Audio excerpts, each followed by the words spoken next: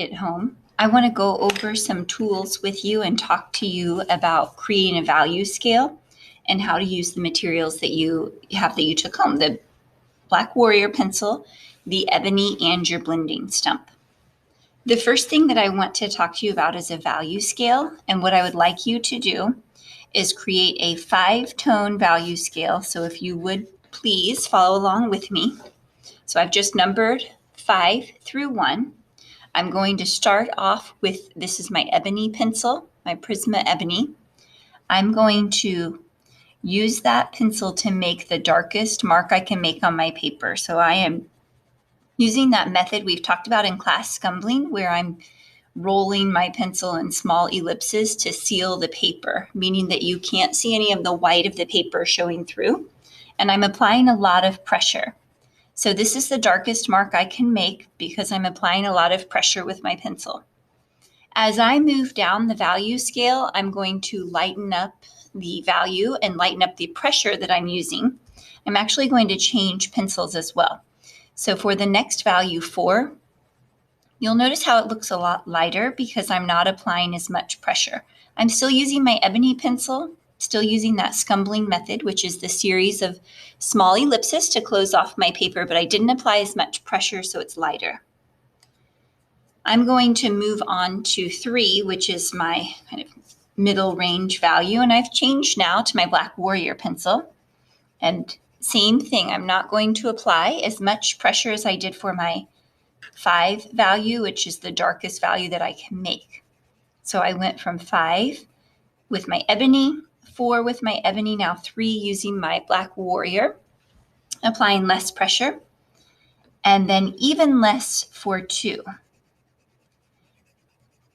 So you'll see the change in tone. So I have my darkest value, and then I'm getting lighter as I move across. As you're shading, you'll be using your blending stump. Remember, that's the rolled piece of paper or the tortillon, and you can use that to really seal off the paper, which means close any holes that you see. So the graphite will leave, a residue on this blending stump as I'm blending these different values. So it essentially is picking up some of that graphite. And then when I use my blending stump only, I haven't used a pencil here, I'm just using my blending stump, you'll see that I get a nice light value.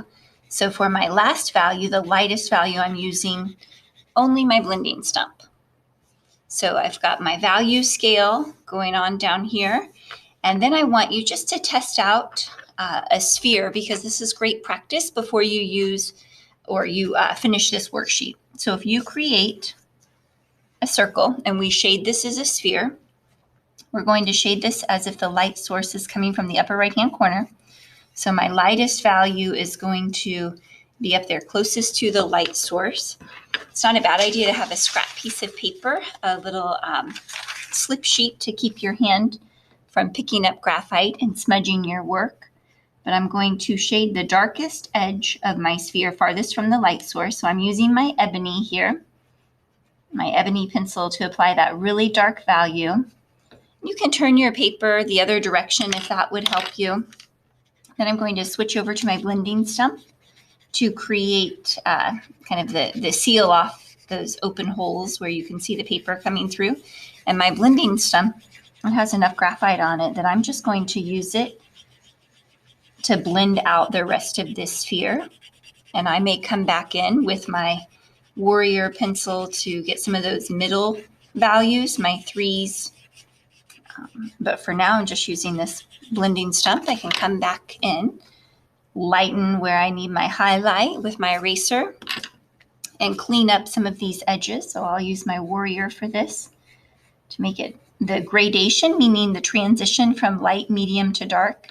You want that gradation to be nice and smooth. So I'm just coming back, closing any holes or gaps, adding more graphite where I need to, taking it off with my eraser when I need to lighten it, just so I get a full range of value, meaning that I get 5 through 1, the darkest to lightest, to create the illusion of depth.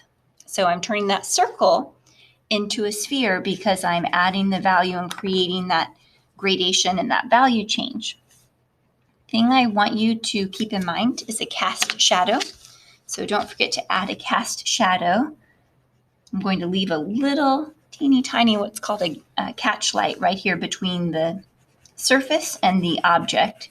And the cast shadow itself is going to have some gradation, meaning that it's going to change the area closest to the object. The cast shadow will be darker. And then as the space opens up from your object and your shadow, the cast shadow will actually fade or lighten a little bit. Okay, so test out your value scale, test out one sphere. And then there's a worksheet, or pardon me, there's a video for this worksheet. It was too long to do together, but I want you to try this out before you do your worksheet.